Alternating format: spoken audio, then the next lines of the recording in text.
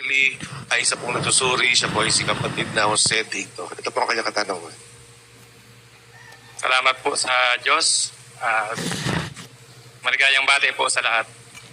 Ang aking pong katanungan ay tungkol po ito sa mga tao na kung may kaligtasan din po yung mga tao na mababait, sumusunod sa kautosan ng Diyos. Subalit po ay naililigaw sila ng mga maling pastor at may pag-asa po rin ba silang maligtas. Salamat po.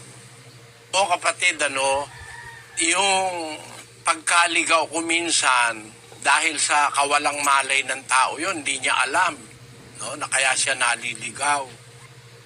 At maraming naililigaw ngayon, miski lang sa mga pangyayaring bulgar na bulgar, merong mga tao nadadaya lang talaga eh. Para sabihin mo ngayon, walang kaligtasan yung nadadaya. Lalo na kung tao namang walang masamang layon sa kapwa. Para sabihin mo, wala nang kaligtasan yun. Parang malupit naman. Meron lang kasi nadaya eh. Yung nadaya, maaaring yun ay mapatawad ng Diyos eh. Kumporme sa kanyang gawain. Kung mabait naman siya, sumusunod naman siya sa alam niyang totoo, alam niyang tama, kaya lang nadadaya siya ng pastor. Siguro may pag-asang maligtas yun, kapatid.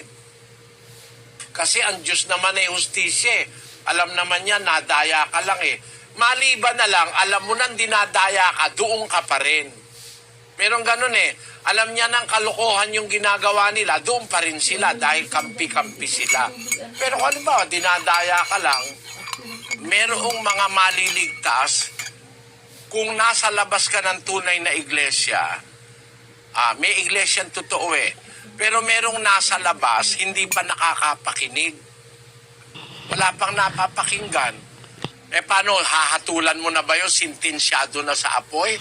Ang sabi ni Pablo ganito, sa 2:13 ng Roma, sapagkat hindi ang mga tagapakinig ng kautusan ang siyang mga ganap sa harapan ng Diyos, kundi ang nangagsisitalima sa kautusan ay aariing mga ganap.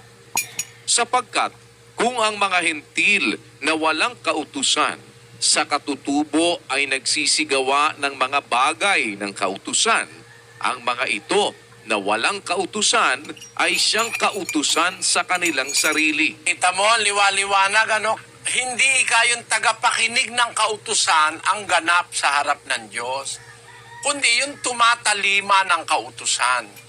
Kasi nakikinig ka man, kundi mo tinatalima, wala ka rin kaligtasan.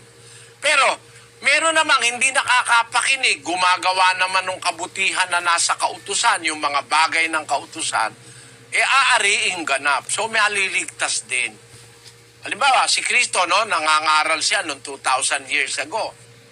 Hindi naman sa isang iglap, narating niya lahat ng tao, Diba? Hindi naman sa isang taon, narating niya lahat, Sa isang taon, ang napangaralan niya lang sa Jerusalem at sa palibot-libot nito. Hindi man siya nakarating sa Asia, Pero ang sabi ni Pablo, kahit na hindi nakapakinig ng kautusan ng tao, wala siyang narinig na aral, pero gumagawa naman siya ng mga bagay ng kautusan, yung things of the law, yung magagandang bagay ng kautusan, aariin din siyang ganap. Nakasulat sa Biblia yun. Naintindihan mo, kapatid na Jose? Opo, salamat sa Diyos. Salamat sa iyo, kapatid.